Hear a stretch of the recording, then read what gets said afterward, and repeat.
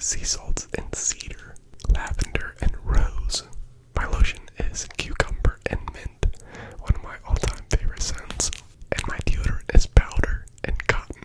And that's just scratching the surface on the varied scents that are available. They got scents for every single month, every single feeling, vibe, season, whatever you want. I swear they got it. When I'm looking for a body wash, other than the scent, I'm looking for something that is not going to leave a residue when I'm done. And I'm looking for something that has a really good foam, a lather.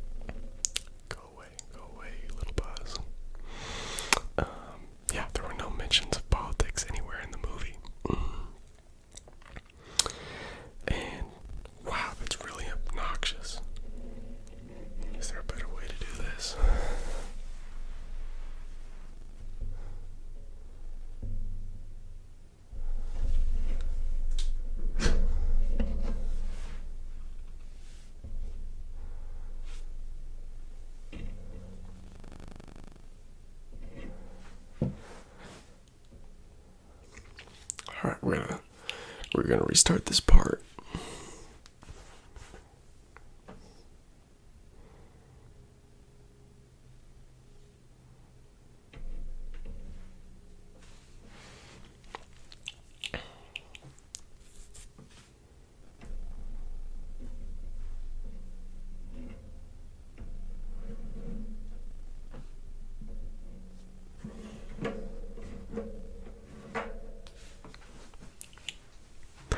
We're gonna start with movies, and I apologize if there's any crackling or buzzing in the microphone.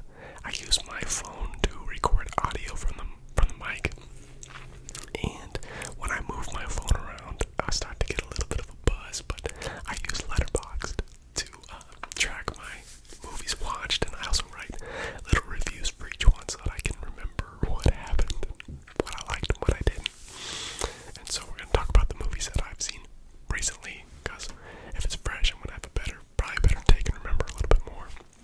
So the first movie that I want to talk about is Sound of Freedom. I had heard about this movie a little bit, not too much. I don't know why it's buzzing right now, because I... Stop it. I'm not even moving my phone.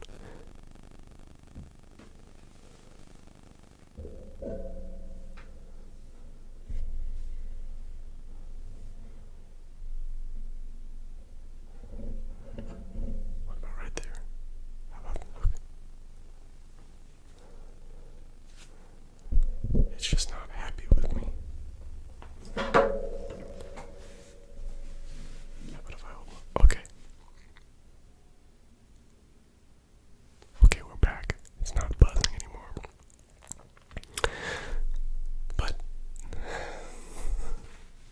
the first movie I want to talk about is Sound of Freedom. I heard a little bit of this movie, good and bad.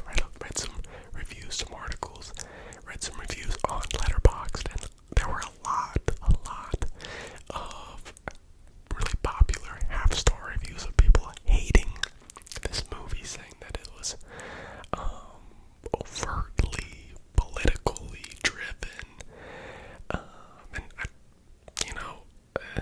but I heard that the movie wasn't about sex slavery. It was a true story, and Paris wanted to go see it, so we went to go see it. And what I was expecting was, an overtly politically driven monstrosity of a movie. Honestly, that's what I was expecting, based on the reviews that I was reading.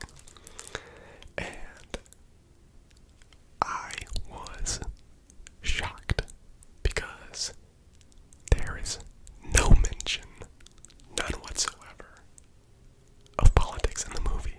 Zero, none, nada. It is a story about a man who works for whatever government department that tries to free sex slave victims, and he kind of goes like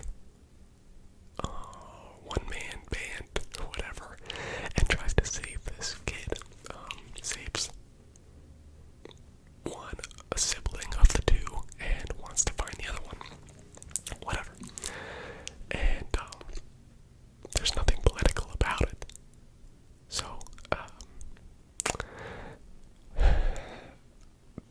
overall, I felt like if we looked at it from a movie critic perspective, like, we could sit here all day and rip it to shreds.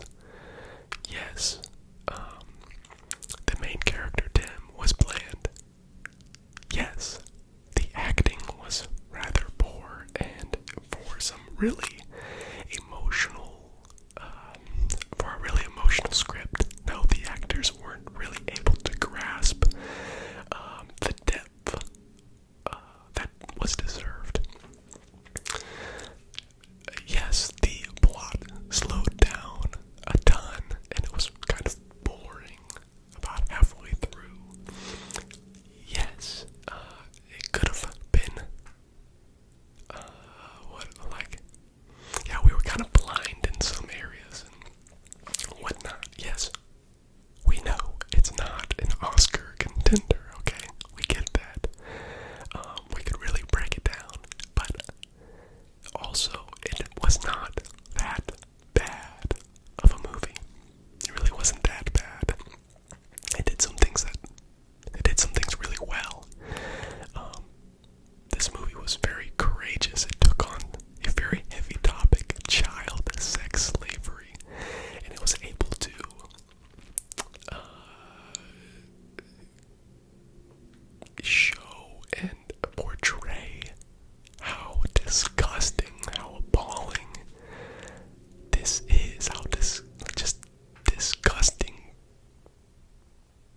sex slavery is without ever showing nudity, without a child ever being touched inappropriately. And for much of the movie, I wanted to throw up. It was very moving for me. So, I think that is a massive achievement and really helping people understand how gross and how rampant this sin is, you know. And so, you can really look at it from two different angles. I choose to not view that movie as a movie critic and more about the message and the story being told, you know, of just trying to bring light, trying to bring attention to a huge problem that the entire world is having. And so it was moving for me, and our car ride home was like pretty quiet. I think we were all just kind of taking it all in. No, the movie was not critically good. It will not be critically acclaimed, but I would recommend going to go see it. But you need to go in understanding what you're watching. It is difficult to watch. You will be. Your heart will wrench, you know. And you just have to go in with the right expectations. So I would recommend going to go see it. We went to go see it, and it was fully paid for. So we got to go see it for free. If you go onto Angel Studios' website, some people have paid it forward and are allowing people to go see it for free. So go do it. I watched Jaws for the first time 2 nights ago or last night or something, and I was amazed. I was shocked. I can't believe it took me so long to watch it. It really does hold up to this day. It looks pretty good, looks pretty realistic, and the characters, dialogue, all that stuff is fun. It's fun. It was a fun watch through and through. I put it off for a long time because I thought that you know, it would just have like one big scene or whatever that it's a 2-hour movie and you might look forward to 10 minutes of it. But no, all 2 hours was a really fun watch. I watched a movie called Prisoners. It's got Jake Gyllenhaal and who else was it? It was Jake Gyllenhaal and Hugh Jackman and Maria Bello, Paul Dano, Viola Davis. I actually didn't even know this movie existed until this year, and it came out in 2013. So it's a really great thriller. If you've been lacking in your good thriller movies lately, you saw Shutter Island and you want to see another movie kind of like that. Well, this movie is not as good as that, but it is a quality thriller to add to your watch list. Prisoners. It's on Netflix. I also watched Borat, one of my favorite comedy movies. Borat, the first one. Cultural learnings of America for make benefit. Glorious nation of Kazakhstan. What a great title. I also watched The Dictator, another Sacha Baron Cohen movie, but I didn't think that this one was that good, or as good, that good. The more that I watch movies, the more I pay attention to the pacing of the movie, kind of where the movie spends its time. And I didn't think that the pacing, it's a comedy movie, who really cares that much about pacing, but I think this was pretty obvious pacing problem in the movie, and I had a problem with it, but overall it was still funny, and if you like Sacha Baron Cohen, you gotta watch it. So, because I read Quentin Tarantino's Cinema Speculation, I watched 2 movies, The Searchers and Taxi Driver. The Searchers was the inspiration for Taxi Driver, and I think that Travis Bickle is one of the best movie characters of all time. And the best way that I know how to describe it is as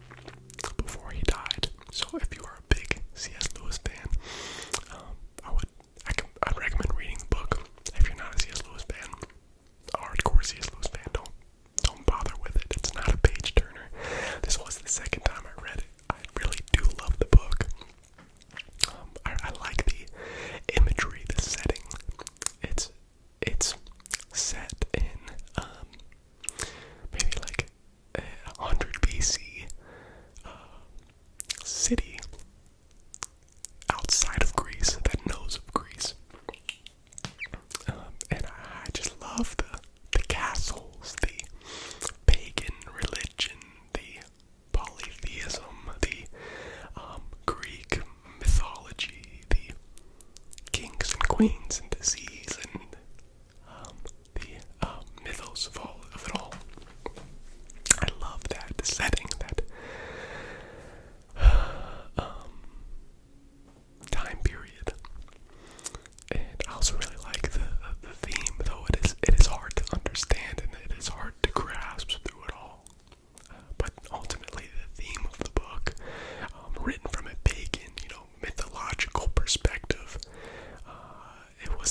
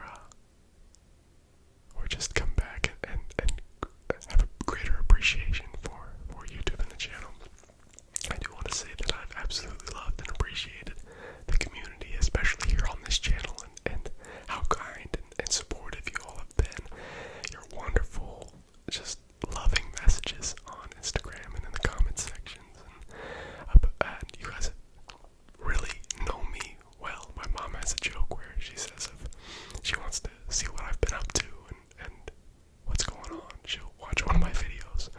I get a little bit more personal on my channel than most, I feel. And you guys genuinely know me, know my life, what I've been doing, what I've been up to. And I appreciate